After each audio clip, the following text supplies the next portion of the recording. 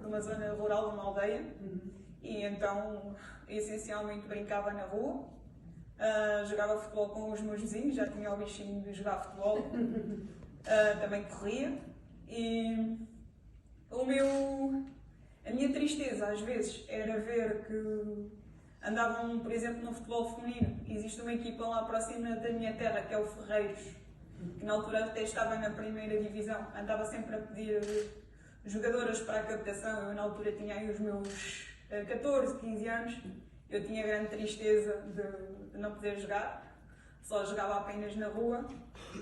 Só que eu, quando houve os Jogos Olímpicos em 92, devorava os documentários dos Jogos Olímpicos e pensava assim, fogo, eu tenho uma deficiência, nunca hei de sentir este sentimento de partilha, de confraternização, pessoas que têm o desporto como denominador comum, têm o prazer do desporto, convivem umas com as outras. Pronto, aquilo passou-se e depois, mais tarde, uns dias mais tarde, eu era assídua do domingo desportivo e vejo o Carlos Lopes, atleta deficiente visual, a apresentar o atletismo adaptado à deficiência visual. Ele foi campeão e eu pensei assim, espera lá, ele consegue, e eu já tive a oportunidade de lhe dizer, ele foi a minha grande inspiração para eu praticar desporto, só que há aqui um grande problema em Portugal, é que o desporto não chega a todo lado. Temos as grandes cidades, mas não chega, por exemplo, às escolas.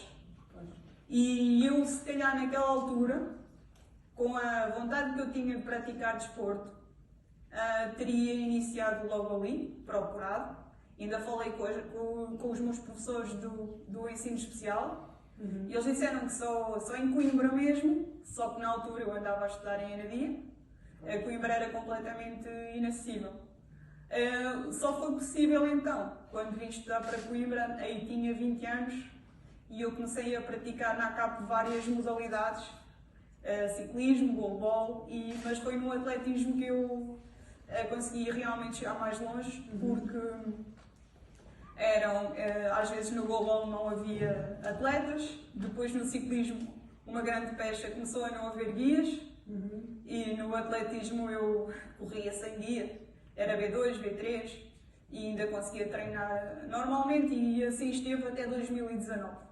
Em 2004, depois de ter ido 3 vezes à seleção nacional, a minha situação nos olhos evoluiu, e foi aconselhado pelos médicos eu não fazer desporto de alta competição, porque havia o risco de descolar a retina e perder o resto da visão que eu tinha. A partir daí parei completamente e reiniciei depois em 2017 a correr na rua, sem qualquer tipo de estímulo de competição, porque não era esse o objetivo, eu trabalhava. E o que acontecia é que foi mesmo na psiquiatria que me indicaram que fazer caminhada ou corrida me ia amenizar a situação de eu sofrer de ansiedade e o desporto ia ser uma grande ajuda. E eu então levantava-me todos os dias às 6 da manhã e ia correr, porque trabalhava, entrava às 8h30, 9h, e era assim, pronto. A partir em 2019 o glaucoma voltou outra vez a evoluir, e em finais de 2018 comecei a ter dias que praticamente não via, outros que via, e sentia que quando ia correr, que a situação da pressão ocular nos olhos que aliviava, e até que chegou o dia 27 de maio de 2019, e que eu, em virtude de estar a trabalhar e não poder trabalhar da maneira que estava, deixei-me mais uma vez operar ao olho e só via deste, e aconteceu o que aconteceu. Perdi praticamente a visão e a autonomia. Depois, devido a um colega meu, o Rui Jesus, eu descobri o futebol e por incrível que pareça, desde que estou assim da visão, realizei o sonho de praticar futebol, que é a minha modalidade de eleição. Eu adoro futebol, e tive a oportunidade Na altura ainda não sabia se ia jogar ou não, porque havia a possibilidade de me voltarem a mexer nos olhos. Eu sempre recusei, mas depois meteu-se a pandemia. Os 2 primeiros treinos que eu fiz nem sabia se ia continuar ou não, mas chegou-se a agosto de 2020 e disseram que nada havia a fazer aos olhos, e então eu entrei no futebol e foi fundamental para a reabilitação, porque perder a visão, mesmo para uma pessoa que sempre teve baixa visão, mas que fazia uma vida aparentemente autónoma, é um rombo muito grande.